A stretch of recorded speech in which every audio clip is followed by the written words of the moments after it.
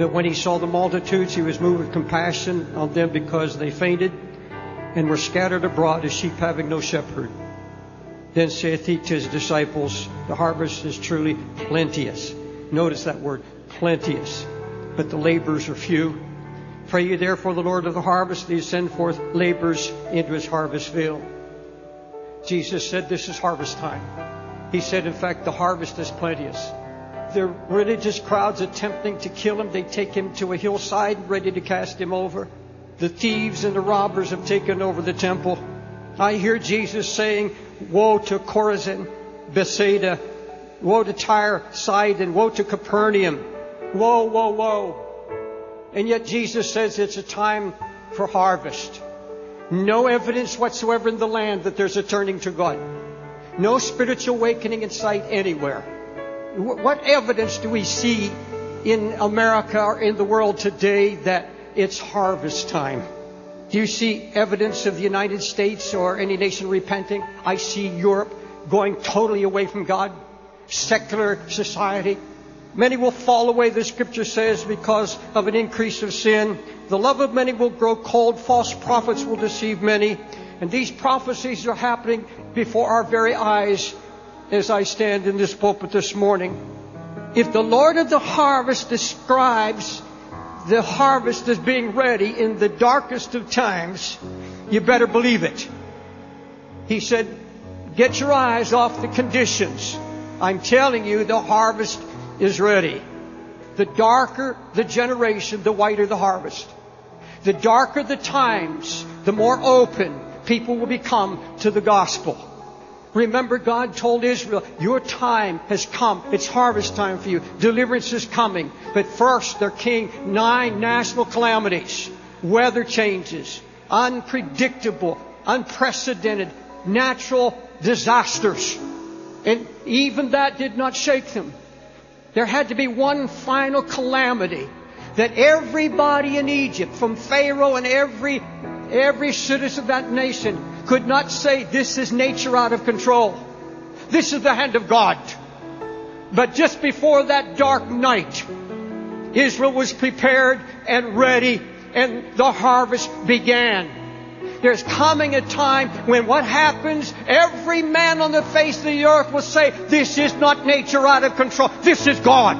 Why there are so few laborers, and what the laborers are going to have to go through to be approved.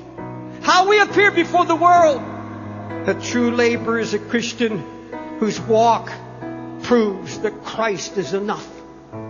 That Christ is all sufficient. The laborer is the instrument that God uses.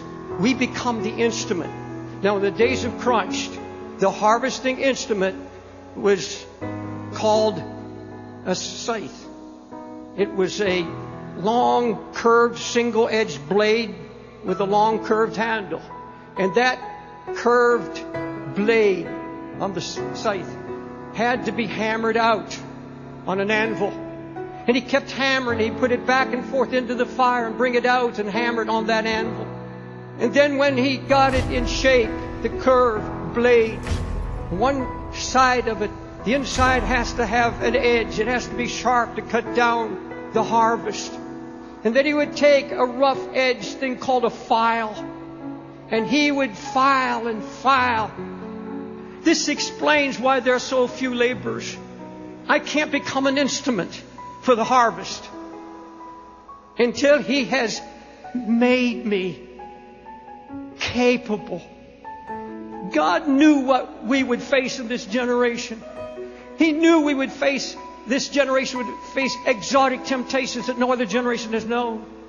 And He can't send just anybody out into that kind of atmosphere. There has to be preparation. There has to be a blade that's gone into the fire and shaped and filed in and out of the fire and placed on the anvil, and that hammer keeps coming down. Not because God's trying to drive out sin, but because God says, here's one that will take it. Here's one that I can use. And the fire has come.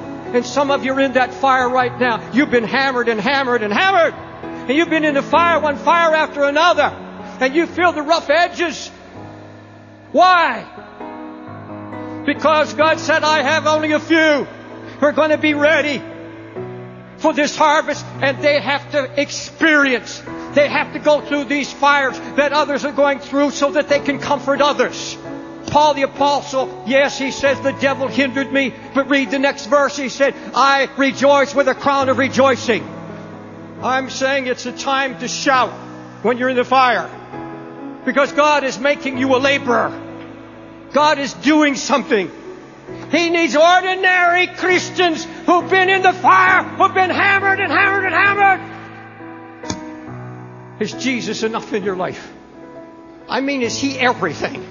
Have you proven that in the hardest time, Jesus says, quit limping around, strengthen your knees, and get up? Oh, let me see your voice, your countenance. Let me see your beauty, and let me hear your voice.